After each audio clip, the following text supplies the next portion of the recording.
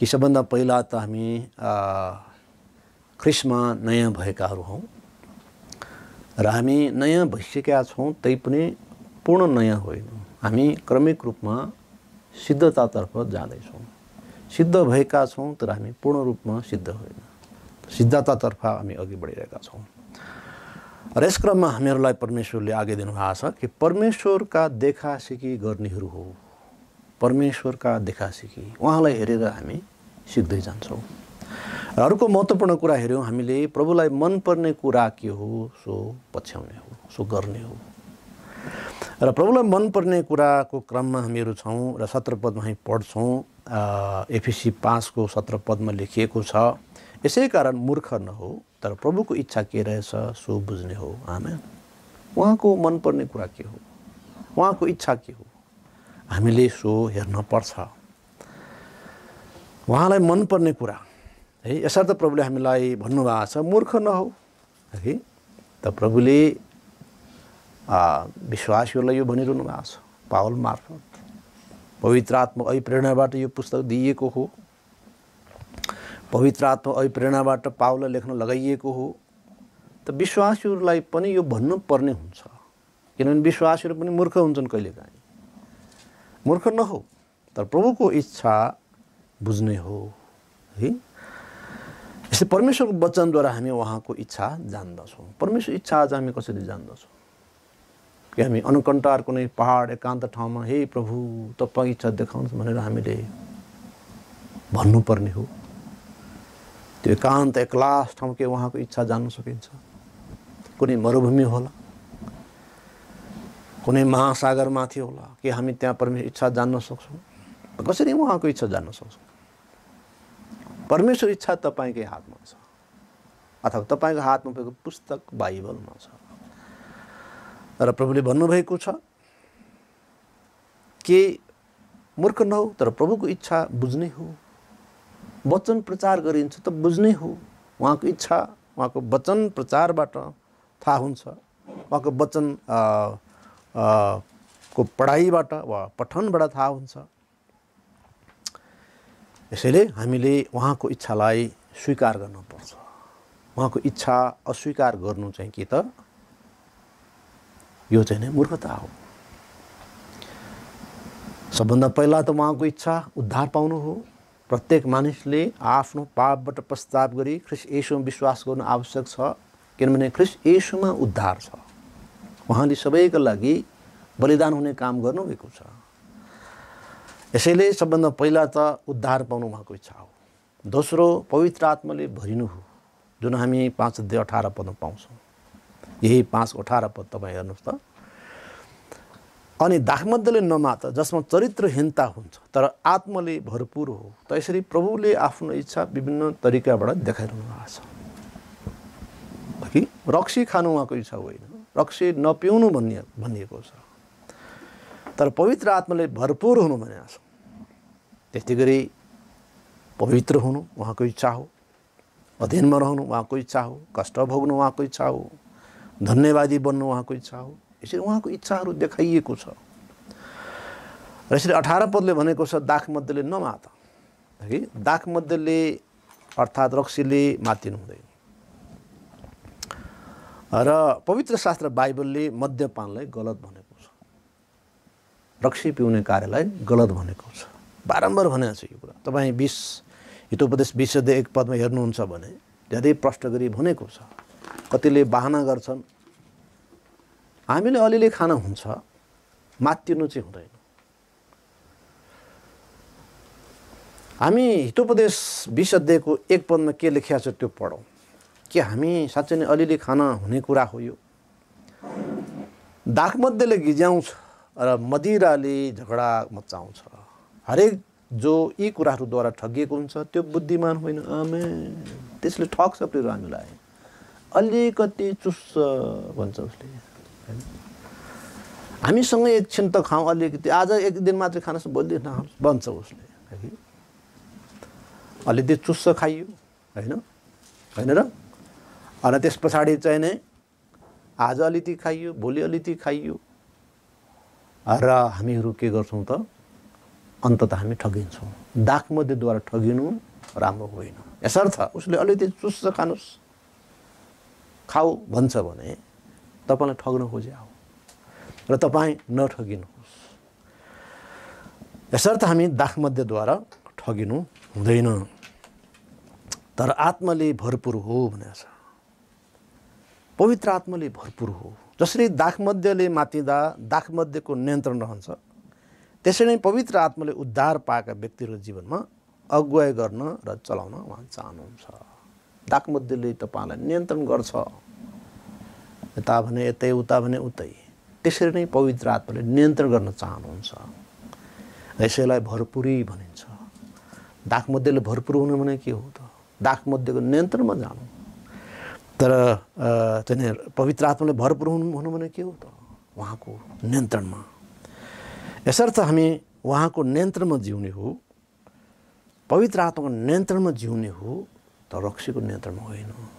रक्सीले अन्तमा हामीले सिद्ध्याउँछ। रक्सी पिउने धेरैको जीवन समाप्त भएको छ। 60 पुग्न पाएको छैन तर पहिल्यै बुढा भइसकेको हुन्छ। रक्सीले मात्तिएर फाइदा छैन। रक्सीको लतमा जानु ठगिनु हो। तर बरु आत्माले भरपुर हो। अपवित्र आत्माको भरपुरी पवित्र आत्मा वासस्थानभन्दा अलिक फरक हो।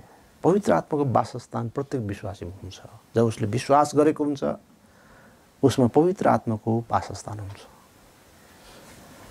र अब पवित्र आत्मा भरपुरी चाहिँ के हो त? उहाँले नियन्त्रण गर्नु हो, उहाँले आफ्नो अनुकूल चलाउनु हो। धेरै पटक हामी उहाँद्वारा चलाइनु, नियन्त्रित हुनु कारण हामी आफूलाई सुम्पन्नु, उहाँको निम्ति सुम्पन्नु, उहाँको लागि तयार हुनु, उहाँको लागि चलाइन हामी इच्छुक हुनु, तयार हुनु। यसो उहाँले चलाउन सक्नुहुन्न। र प्रेरितहरू पनि सबै समयमा पवित्र आत्माले भरपुर भएनन्। त समय समय उनीहरू भरपुर भए। पवित्र आत्माले भरिए अनि वचन बोले। पवित्र आत्माले भरिए अनि दुष्ट आत्मालाई हप्का। यो किसिमले बयान गरेको छ। भरपुर जब भए केही कामको लागि प्रभुले चलाउनु। अर्थात् पवित्र आत्माले व्यक्तिहरूलाई आफ्नो कामको लागि पुरा प्रयोग गर्नुभयो, नियन्त्रण गर्नुभयो। यदि त्यो व्यक्ति नियन्त्रित भए, यसर्थ पवित्र आत्माले भरपुरै हुनलाई व्यक्तिको चाहना, तयारी महत्त्वपूर्ण छ। त्यसैले यहाँ भने हो कि तर आत्माले भरपुर हो भने हामीलाई जिम्मा दिइएको छ, आज्ञा दिइएको छ कि हामी भरपुर हुनलाई हामी सुन्नुपर्छ, उहाँको इच्छामा सुन्नुपर्छ। र यिनै भरपुरीको सिलसिलामा अब विभिन्न विषयहरू यहाँ आएका छन् यसपछि खण्डमा। जस्तै कि 19देखि खण्डमा तपाईँ पाउनुहुन्छ, आपसमा भजन, स्तुति, गान र आत्मिक गीतहरूद्वारा बात गर, प्रभुको निम्ति आफ्नो हृदयमा गाओ, भजन गर र हाम्रा प्रभु यीशु ख्रिस्टको नाममा परमेश्वर पितालाई सबै कुराहरूको निम्ति सधैँभरि धन्यवाद चढाओ। परमेश्वरको डरमा एक अर्काको अधीनतामा आफूलाई सुम्प। तर के चाहिँ छ त भन्दाखेरि अब पवित्र आत्माको भरपुरीमा हामी प्रभुलाई गाउँछौँ, प्रभुमा हामी गाउँछौँ। अर्थात् गाउने पनि पवित्र आत्माको भरपुरीको एउटा काम रहेछ। यसर्थ जब हामी भजन गाउँछौँ मण्डली सभामा, हामी उहाँको भरपुरीमा गाउने काम गरौँ। अथवा हृदयको उत्साहमा, उमङ्गमा, उहाँको सत्यतालाई हेर्दै, त्यस वचन मुताबिक मनलाई एक रूपको बनाएर जब हामी गाउँछौँ, त्यो पवित्र आत्माको कार्य हो। वा पवित्र आत्मा हामीलाई त्यसरी गाउनको लागि अगुवाई गर्नुहुन्छ, प्रश्रय गर्नुहुन्छ। तसर्थ गाउने, धन्यवाद चढाउने, एकअर्काको अधीनतामा रहने आदि इत्यादि कार्यहरू पवित्र आत्माको भरपुरीका गतिविधि हुन्, प्रतिफल हुन् अथवा त्यसका चाहिँ परिणाम हुन् भन्ने कुरा हामीले बुझ्नु आवश्यक छ। यसर्थ हामीले भजनहरू, आत्मिक गीतहरू हामी गाउँछौँ, यो पनि पवित्र आत्माकै भरपुरीको एउटा काम हो। यसरी जब हामी भजन गाउँछौँ, मुख खोलेर हृदयको उमङ्ग उत्साहमा हामी गाउनुपर्छ। र 20 पदले जुन जसरी भनेको छ, धन्यवाद, सधैँभरि धन्यवाद, है कि परमेश्वर को हुनुहुन्छ, उहाँले ख्रिस्ट येशूद्वारा के गर्नुभयो, सोको निम्ति क्रिस्चियनहरू धन्यवादी हुनुपर्छ। र त्यो उत्तमताका तुलनामा हाम्रा अरू समस्याहरू न्यून हुन्, सानो हो। र हामी सधैँ धन्यवादी हुनु आवश्यक छ र धन्यवादी हृदय पनि पवित्र आत्मा भरपुरीकै एउटा कार्य हो र पहिलो थेसलोनिके 5:18 त्यही भन्छ धन्यवादी हो सधैँभरि धन्यवादी हो र 21औं पदले भन्छ एक अर्काको अधीनतामा बस यो पनि पवित्र आत्माको भरपुरीको एउटा कार्य हो पवित्र आत्माको भरपुरीको कारणले हामीहरू एक अर्काको अधीनमा बस्छौँ है यो उद्धार पाएकाहरू आपसी सम्बन्धहरूमा है अधीनतामा बस्छन् र विश्वासीहरूको आपसी सम्बन्ध पनि अधीनतामा भर पर्छ हैन तै ठुलो मै ठुलो अब सानो त कोही छैन त कसरी हामीहरू त्यहाँ ईश्वरीय एकता सम्भव हुन्छ प्रेम सम्भव हुन्छ यसर्थ क्रिस्चियनहरू नम्र हुनुपर्छ नम्रता चाहिँ क्रिस्चियन जीवनको चरित्र हो र नम्रताको कारणले नै मानिसहरू अधीनमा बस्ने हो सबै घमण्डी छन् नम्र कोही छैनन् त को बस्छ अधीनमा र यसो भएको हुनाले हामी क्रिस्चियनहरूलाई पवित्र आत्माको भरपुरी स्वरूप वा उहाँको इच्छा स्वरूप हामी अधीनमा बस्नुपर्छ सम्पूर्ण विश्वासहरू आपस समान र एक हुन् यसर्थ परमेश्वर प्रतिको आदर र भय बुद्धि हो वास्तवमा जसले सम्बन्धहरूमा विनम्रता र अधीनता ल्याउँदछ यसैले हामी उहाँको भय मानौँ र अधीनता उहाँको इच्छा हो भन्ने कुरा हामी बुझौँ र त्यसपछि पारिवारिक विषय सुरु भएको छ र पारिवारिक विषय पनि पवित्र आत्माको भरपुरीको एउटा काम हो अथवा जब पवित्र आत्मा भरपुरीमा हामी हुन्छौँ हामी परिवार ठिकसँग चलाउँछौँ पत्नी आफ्नो पतिको अधीनमा बस्छन् र पति आफ्नो पत्नीलाई प्रेम गर्छन् एउटा छुट्टै युनिटको रूपमा पति पत्नी तयार भएको हुन्छ सृजिएको हुन्छ यो किसिमको रूपमा अघि बढेको हुन्छ र 22 पदले भन्छ हे पत्नीहरू हो प्रभुको अधीनमा रहे चाहिँ आफूलाई आफ्ना पतिको अधीनमा सुम्प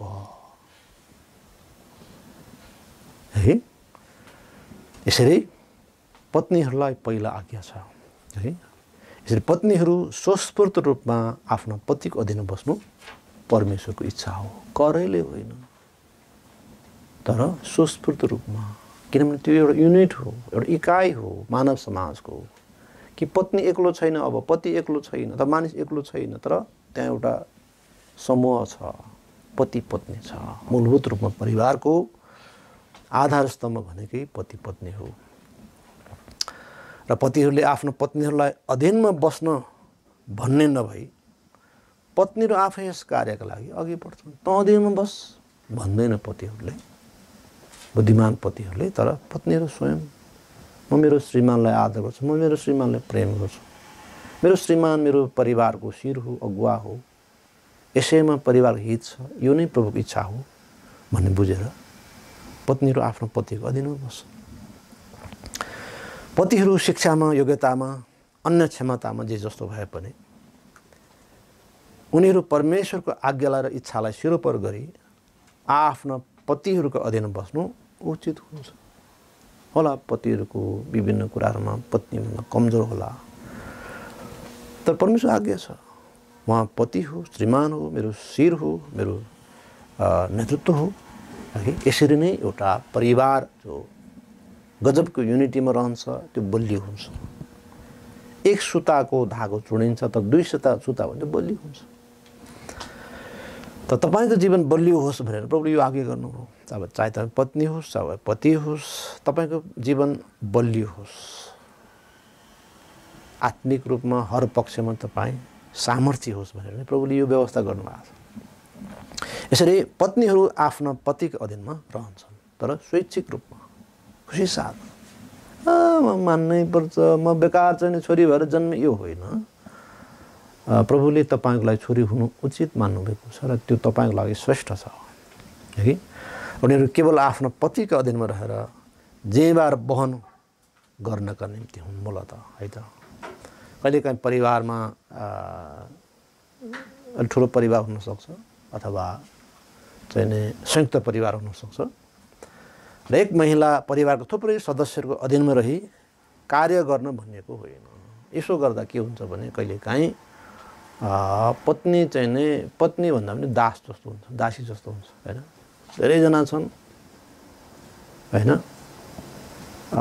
सासू ससुरा श्रीमान हैन, श्रीमानको दाजुभाइ होला, साथै देउरानीहरू पनि चाहिँ नि श्रीमानको दिदीबहिनीहरू पनि होलान् हैन, एउटा ठुलो परिवार होला। तपाईँ त बुहारी हो, बुहारी त अब भाँडा माझ्नु पर्छ, खाना पकाउनु पर्छ हैन। यो खालको सामाजिक सोचाइ छ नि त हाम्रो पूर्वीय समाजमा है त, बुहारीले गर्ने हो भन्ने हुन्छ। तर त्यसबाट उठ्नुपर्छ, हामी विचारमा उठ्नुपर्छ। परमेश्वर इच्छा हामीले बुझ्नुपर्छ कि मूलत पत्नी वा त्यस महिला आफ्नो पतिको अधीनमा रहनु भने आफू र साथै ठुलो परिवारमा तपाईँ हुनुहुन्छ, कम्पाउन्ड फ्यामिली बस्नुहुन्छ वा संयुक्त परिवार बस्नुहुन्छ, त्यो अवस्थामा तपाईँले हैन अथवा श्रीमानले बडो ठुलो साथ दिनुपर्छ। हेर्नुहोस्, किनभने स्वाभाविक रूपले त्यस्तो हुन्छ। हेर्नुहोस्, बुहारी हो, बुहारी नै अब अघि सर्नु पऱ्यो, इच्छा पनि हुन्छ। अनि अरूले अपेक्षा गर्न सक्छन्, खाना खाइसकेपछि भाँडा माझ्ने बुहारीले हो, खाना पकाउने बुहारीले हो, यो कालको सरसफाइ बुहारीले हो। यो गर्दाखेरि भारी तनाव हुनसक्छ। यसले चाहिँ पारिवारिक जीवनमा समस्या ल्याउँछ र पतिहरूको लागि पत्नीको जुन सहायता पाउनुपर्ने हो, जुन किसिमको साथ पाउनुपर्ने हो कि एउटा एक्लो मानिसले जुन जीवन साथी पाउनुपर्ने हो, त्यो नपाएर उनी कमजोर हुन सक्छ। यसर्थ त्यस इकाइको नेतृत्व पतिले गर्दछ भने पत्नी त्यस नेतृत्वलाई पछ्याउँदछ। यसर्थ स्वतन्त्र परिवारको ठुलो महत्त्व छ र बाइबलले त्यही भन्छ है कि आफ्नो पुरुष जब विवाह हुन्छ आफ्नो बुवाबाट अलग हुन्छ अनि आफ्नो पत्नीसँग मिलिरहन्छ भन्ने मतलब स्वतन्त्र परिवारको कुरा गर्यो। बुवा आमालाई व्यवस्था गर्ने, सहायता नगर्ने, अनादर गर्ने यो कुरो होइन। खालि बसाइ स्वतन्त्र छ ताकि दिनानुदिनको प्रशासन, पारिवारिक प्रशासन सहज रूपमा चलोस् हैन। बुहारीमाथि भार नपरोस्, पत्नीमाथि भार नपरोस्, आफूमाथि भार नपरोस्, अथवा चाहिँ नि उतापट्टि बुवा आमालाई पनि भार नपरोस्। यो किसिमको स्वतन्त्र परिवारको सिस्टम प्रभुले सिकाउनु भएको छ है। र हामी पाउँछौँ 23औं पदमा, एफिसी 5को 23औं पदमा, किनकि पति पत्नीका शिर हुन् जसरी ख्रीष्ट पनि मण्डलीका शिर हुनुहुन्छ अनि उहाँ नै शरीरका मुक्तिदाता हुनुहुन्छ। यसरी हामीले बुझ्नु पर्यो कि शिर चाहिँ नै पति हो। एउटा आत्मिक पत्नीले बुझ्नुपर्छ कि पतिको नेतृत्वदायी भूमिका परमेश्वर आगे मात्र होइन कि त्यसले मण्डलीमाथिको ख्रीष्टको नेतृत्वलाई पनि चित्रण गर्दछ। जसरी मण्डलीको शिर ख्रीष्ट हो, त्यस कुराको पनि चित्रण गर्छ यसबाट। कुनै पनि इकाइ संस्था जे भनौँ नेतृत्व बिना सम्भव हुन्न। एउटा महत्त्वपूर्ण सक्षम नेतृत्वको जरुरी पर्छ। त्यो किसिमको अभावमा त्यो जुनसुकै इकाइ होस्, चाहे राष्ट्र होस्, चाहे समाज होस्, परिवार होस्, त्यो अस्थिर हुन्छ। सर्वमान्य नेताको आवश्यकता हरेक इकाइमा आवश्यकता हुन्छ। यद्यपि त्यसमा चाहिँ नै सहयोगी नेतृत्व जहिले पनि जरुरी छ। तर परिवारमा पनि आमा सहयोगी नेतृत्वमा हुन्छ। तैपनि प्रमुख भूमिका चाहिँ नै पतिले लिनुपर्ने हुन्छ। र 24 पदमा लेखिएको छ, यसकारण जसरी मण्डली ख्रीष्टको अधीनमा छ उसरी नै पत्नीहरू पनि हरेक कुरामा आफ्नो पतिको अधीनमा रहन्। जसरी मण्डली ख्रीष्टको अधीनमा छ हरेक कुरामा, हामी जे पनि गर्छौँ उहाँको वचनलाई हेरेर उहाँको वचन मुताबिक गर्छौँ हैन। ठिक त्यसरी नै पत्नीहरू पनि हरेक कुरामा आफ्नो पतिको अधीनमा रहन्। यसको माने हरेक कुरामा श्रीमानकै कुरा ठिक हुन्छ भन्ने कुरो होइन, तर अन्तिम निर्णय श्रीमानले गर्छ हैन। श्रीमानले आफ्नो मत जाहेर गर्छ, श्रीमतीले आफ्नो मत जाहेर गर्छ र कयौँ कुराहरूमा श्रीमतीको मतलाई अघि बढाउँछ। नेतृत्व चाहिँ श्रीमानले प्रदान गर्छ। यो किसिमको सिस्टम प्रभुले सिकाउनु भएको छ। यही अर्थमा भन्नु खोजे हरेक कुरामा आफ्नो पतिको अधीनमा रहनु अर्थात् नेतृत्व पतिले गर्छ। पवित्र आत्माको भरपुरीको सिलसिलामा यो आएको छ। हेर्नुहोस्, आत्मिक भजनहरू गाउने, धन्यवाद दिने, एकअर्का अधीनमा बस्ने लगायत अब पारिवारिक विषयमा पनि यो जोडिएको छ। यसर्थ पवित्र आत्माको भरपुरीले खालि अन्य भाषा बोल्ने कि यहाँ वा त्यहाँ भन्ने जुन किसिमको कुराहरू छ त्यो कुरो मात्र देखिँदैन। अधिकांश समय पवित्र आत्मा भरपुरले प्रभुको जनहरूले वचन प्रचार गरेको हामी रेकर्ड पाउँछौँ। र साथै हामी एफएसस पुस्तकमा उसको दिनानुदिन जीवनका गतिविधि व्यवहारमा पनि पवित्र आत्मा भरपुरीले फरक पार्छ भन्ने कुरा हामी देख्छौँ यहाँनिर। र हामी 25औं पदमा हामी पाउँछौँ, हे पतिहरू हो आफ्ना पत्नीलाई प्रेम गर जसरी ख्रिस्टले पनि मण्डलीलाई प्रेम गर्नुभयो र त्यसका निम्ति आफूलाई अर्पण गर्नुभयो। अब पतिहरूलाई पनि आज्ञा छ। आज्ञा चाहिँ पत्नीलाई मात्रै हो। म चाहिँ नि योग्य छु, म चाहिँ नि निर्दोष छु भन्ने कुरो होइन। पतिलाई पनि जिम्मेवारी छ। जसरी पत्नीहरू आफ्नो पतिको अधीनमा रहन जिम्मेवार छन्, त्यसरी नै पतिहरू आफ्नो पत्नीहरूलाई ख्रिस्टले मण्डलीलाई गर्नुभए चाहिँ पूर्वाग्रह नराखी निस्वार्थ बलिदानी पूर्ण प्रेम गर्न जिम्मेवार छन्। तँ मेरो अधीनमा बस्न अनि म तँलाई प्रेम गर्छु भन्ने कुरो होइन।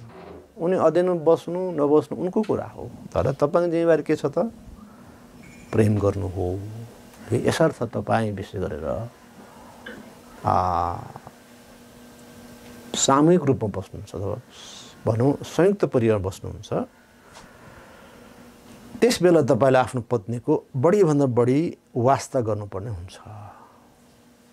जुन चाहिँ नै स्वतन्त्र परिवार हुँदा त्यो कुरा निकै सहज हुन्छ, तर संयुक्त परिवार बस्दा त्यो जटिल हुनसक्छ। र पत्नी चाहिँ नै पत्नी मात्र होइन कि सेविका हुनसक्छ अथवा दासी हुनसक्छ अथवा बडो होइन भारले थिचिएको हुनसक्छ।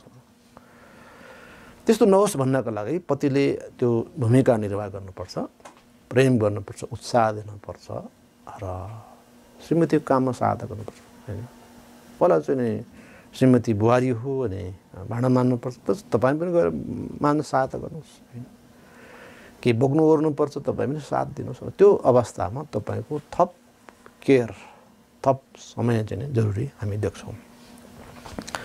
यसर्थ उनीहरू जे जस्ता योग्यता क्षमता स्वरूपमा छन् उनीहरूलाई आदर गर्दै आफ्नै शरीरको अङ्गको रूपमा प्रेम गर्न र उनीहरूसँग बुद्धिमानी साथ बस्नु परमेश्वरको इच्छा हो। यसरी पत्नीहरू जे जस्तो अवस्थामा छन् याद गर्नुहोस् कि परमेश्वरले तपाईँको जीवनको त्यो अपूर्णतालाई पूर्णता दिनुभएको हो र उनलाई तपाईँले माया गर्नुहोस्, वास्ता गर्नुहोस्। र जति तपाईँले आफ्नो पत्नीको वास्ता गर्नुहुन्छ र पत्नी खुसी हुन्छ, सुखी हुन्छ, त्यो तपाईँको लागि पनि हो। एकदम थकित छ होइन, अब निराश छ, यो तपाईँको लागि पनि चाहिँ नै समस्या हो। र 26 र 27 पद हामी पढ्नेछौँ, 5 अध्याय 26-27। त्यसलाई वचनद्वारा जलको स्नानले शुद्ध गरी पवित्र पार्नलाई र महिमित मण्डलीको रूपमा त्यसलाई आफ्नो सामु उपस्थित गराउनलाई, जसमा दाग वा चाउरी वा यस्तै अरू कुनै कुरा हुँदैन, तर त्यो पवित्र र निष्कलङ्क हुन्छ। है त यो ख्रिस्टसँग तुलना गरिरहेको छ। हेर्नुहोस् यसले के देखाउँछ भन्दाखेरि यसरी ख्रिस्ट र मण्डली बिचको गजबको अनन्याश्रित सम्बन्ध छ, त्यस्तै किसिमको सम्बन्ध पति र पत्नी बिचको सम्बन्ध हुनुपर्छ भन्ने परमेश्वरको एकदम स्पष्ट इच्छा छ। र ख्रिस्टले आफ्नो मण्डलीलाई परमेश्वर वचनद्वारा पवित्र पार्नुहुन्छ। कसरी?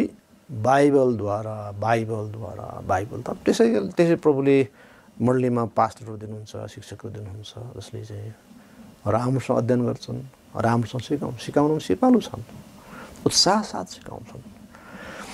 अनि फलस्वरूप विश्वासीहरूले उहाँको इच्छा जान्दछ र दिनहुँ उनीहरूले आफ्नो गल्ती सुधार्दै उहाँको इच्छामा उनीहरू मोडिँदै र बनिँदै जाने क्रम उनीहरू पवित्र हुँदै जान्छ। त प्रभुले यस प्रक्रियाले आफ्नो मण्डलीलाई के गर्नुहुन्छ? शुद्ध पार्नुहुन्छ, पवित्र पार्नुहुन्छ। ठिक त्यही कुरोको उल्लेख छ कि पतिले आफ्नो पत्नीको आत्मिक कमजोरी होला, अन्य कमजोरी होला, त्यसमा सुधार्ने काम गर्छ वचनद्वारा हैन, शिक्षाद्वारा। यसो भएको हुनाले तपाईँले आफ्नो श्रीमतीसँग सँगै अध्ययन गर्नु हैन, सँगै सेवा सङ्गति जानु अथवा चाहिँ सँगै चाहिँ हैन प्रभुसँग समय बिताउनु आवश्यक हो हैन। यसले चाहिँ के त भन्दा तपाईँको श्रीमतीको आत्मिक स्तर बढाउँछ हैन र सुन्दरता बढाउँछ। यो कुरा बाइबलले गरेको छ, परमेश्वर वचनले ज्यादै स्पष्ट गरी गरेको छ कि दाग वा चाउरी नभएको कि दोष रहित त्यो किसिमको स्त्रीको रूपमा तपाईँले आफ्नो श्रीमतीलाई निर्माण गर्नुहुन्छ। कमी कमजोरी हुन्छ मानिसमा, तर सुधार्ने कामहरू वचनद्वारा तपाईँले गर्नुहुन्छ। तर यी सबै कुराहरू प्रेमद्वारा है त। र 28 पदमा लेखिएको छ, यसै कारण पतिहरूले आफ्नो पत्नीलाई आफ्नै शरीरहरूलाई झैँ प्रेम गर्नुपर्छ। जसले आफ्नै पत्नीलाई प्रेम गर्दछ उसले आफैलाई प्रेम गर्दछ। यसले के देखायो भन्दा पति पत्नी एउटा युनिट हो, इकाइ हो, अन्योन्याश्रित यो इकाइ हो अथवा यो नछुट्टिने किसिमको यो इकाइ हो कि त्यो आफ्नो स्वरूपमा आफ्नो स्थानमा रहेर अनि त्यो सफल हुन्छ। र त्यसो नगर्दा चाहिँ नि आफ्नो श्रीमतीलाई हेपिन्छ, गाली गरिन्छ, कुटिन्छ, पिटिन्छ, त्यो त आफ्नै खुट्टामा बन्तुर हानिन्छ भन्ने सत्यता हामी यहाँ पाउँछौँ है त। अथवा हामी आफ्नो पत्नीलाई प्रेम गर्दैनौँ भने त्यो चाहिँ नि हामी आफ्नै शरीरलाई प्रेम गर्दैनौँ अथवा हाम्रो आफ्नो पारिवारिक जीवनलाई अस्थिर बनाइरहेछौँ होइन, विरसिलो बनाइरहेछौँ। यसैले क्रिस्चियन पतिहरूले आफ्ना पत्नीहरूलाई आफ्नै शरीरहरूलाई चाहिँ प्रेम गर्नु पर्दछ। उनीहरूले सबै कुराहरूमा आफ्ना पत्नीहरूलाई पहिलो स्थान दिए, आफ्नै कुराहरू मात्र होइन तर उनीहरूको कुराहरूमा पनि ध्यान दिई साथ दिनु पर्दछ। महिलाहरू धेरै कुराहरूमा धेरै अगाडि हुन्छन् पुरुषभन्दा होइन। पुरुषहरू कुनै एउटा विषयमा एकदमै गहिरेर जान सक्छन्, तर महिलाहरू एकै टाइममा धेरै कुरा सोच्न सक्छ, धेरै पक्षमा उसले समस्याहरू हेरिदिन सक्छ। त्यो खालको क्षमता महिलाहरूमा हुन्छ। पुरुषहरू चाहिँ बलियो हुन्छन्, ठुल्ठुलो मुढा बोक्छन्, भारी बोक्छन् होइन, पुरुषार्थी कामहरू गर्छन्, होला पढाइमा, होला चाहिँ नि श्रमको कुरामा, अन्य कुरामा पुरुषहरूमा त्यो खाले क्षमता छ। तर महिलाहरू चाहिँ नि एकैचोटि चारैतिर हेर्न सक्ने, देख्न सक्ने होइन, त्यो व्यवस्थापन क्षमता, म्यानेजमेन्ट क्षमता हुन्छ। घरलाई ठिकठाक पार्ने, कहाँ के भइरहेछ, कहाँ के हुन्छ होइन, पतिको कहाँनिर सहायता चाहिएछ, छोराछोरी कहाँनिर के चाहिए, के भइरहेछ, यो सबै कुरो हेर्ने क्षमता पत्नीमा हुन्छ, जुन चाहिँ पतिमा हुँदैन। पतिलाई त थाहै हुन्न कुन चाहिँ छोराको जुत्ता फाटेछ, कुन चाहिँ छोराको कमिज फाटेछ, त्यो धेरै पटक बाबुलाई थाहै हुन्न। त्यो किसिम क्षमता हुन्न। बाबुहरू एउटा कुरामा एकोरिएर होइन होइन वैज्ञानिक बन्ने क्षमता चाहिँ छ, तर व्यवहारलाई क्यारी अन गर्ने होइन, व्यवहारलाई चाहिँ नै भार वहन गर्ने, अघि बढाउने त्यो क्षमता चाहिँ नै पुरुषमा चाहिँ देखिँदैन। त्यसो धेरै पटक चाहिँ जब पत्नीको मृत्यु हुन्छ बुढा नि मर्छ, 2-4 वर्षमा बुढा मरिहाल्छ, सक्दैन, ह्यान्डल गर्न सक्दैन।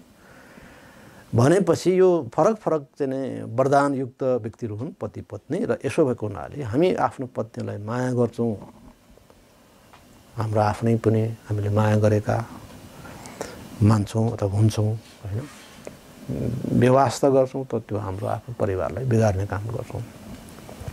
त्यसो भएकोले 29 पदमा लेखिएको छ, किनकि कुनै पनि मानिसले कहिले आफ्नो शरीरलाई घृणा गरेको छैन, तर त्यसलाई पालन पोषण र स्याहार सुसार गर्दछ, जसरी प्रभुले पनि मण्डललाई गर्नुहुन्छ। यसर्थ हामीले स्याहार सुसार गर्नमा हामीले जिम्मा पाएका छौँ। पत्नीको वास्ता गर्ने जिम्मा पतिको, पतिको वास्ता गर्ने काम पत्नीको। यसरी क्रिस्चियन पतिहरूले आफ्ना पत्नीहरूको स्याहार सुसार गर्नुपर्छ है त।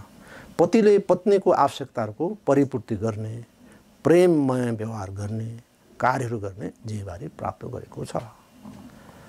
यसले पत्नीलाई ख्रिस्टमा परिपक्व हुन साथै होइन सुरक्षा तथा सुविधाको प्रत्याभूति दिन्छ होइन, उसले सुरक्षा अनुभूति गर्छ र सहज हुन्छ। पत्नीको धेरै जिम्मेवारी हुन्छ तर सहज हुन्छ जिम्मेवारी वहन गर्न। यसर्थ हामीले आफ्नो पत्नीको राम्रो हेरविचार गर्न पर्दछ र यिनै हेरविचार गर्ने कुरामा पनि पत्नीहरू अगाडि हुन्छन् वास्तवमा पतिहरू हुन्न पतिलाई थाहै हुन्न पत्नीको आवश्यकता के हो कहाँ हो तैपनि हामीले प्रयास गर्नुपर्छ कसरी हुन्छ हामीले आफ्नो पत्नीको पालन पोषण स्याहार सुसार गर्न हामीले जिम्मेवारी हो भन्ने महसुस गर्दै अघि बढ्नुपर्छ र 30 पदमा लेखिएको छ किनकि हामी उहाँकै शरीरका उहाँकै मासुका उहाँकै हड्डीहरूका अङ्ग हौँ हैन यो सधैँ मण्डलीसँग दाँजिन्छ मण्डलीसँग सधैँ दाँजिन्छ र हामी उहाँकै शरीरका हौँ मूलत अहिले ख्रिस्टले मण्डलीलाई व्यवस्था राखे यसले अन्ततः उहाँको मण्डलीको अवनति हुनुको साथै उहाँको महिमा र कार्यमा बाधा आउँछ त्यही जस्तो कुरा हो हैन त्यसै नै पत्नी कमजोर असफल रहे पतिको जीवन प्रभावित हुन्छ पति पनि बाँधिन्छ हैन जति चाहिँ नै सबल हुनुपर्ने त्यो हुन सक्दैन यसरी पत्नी सम्मानित र विजयी हुनु पतिको सम्मान र विजयमा बढोत्तरी ल्याउनु हो र 31 पदमा लेखिएको छ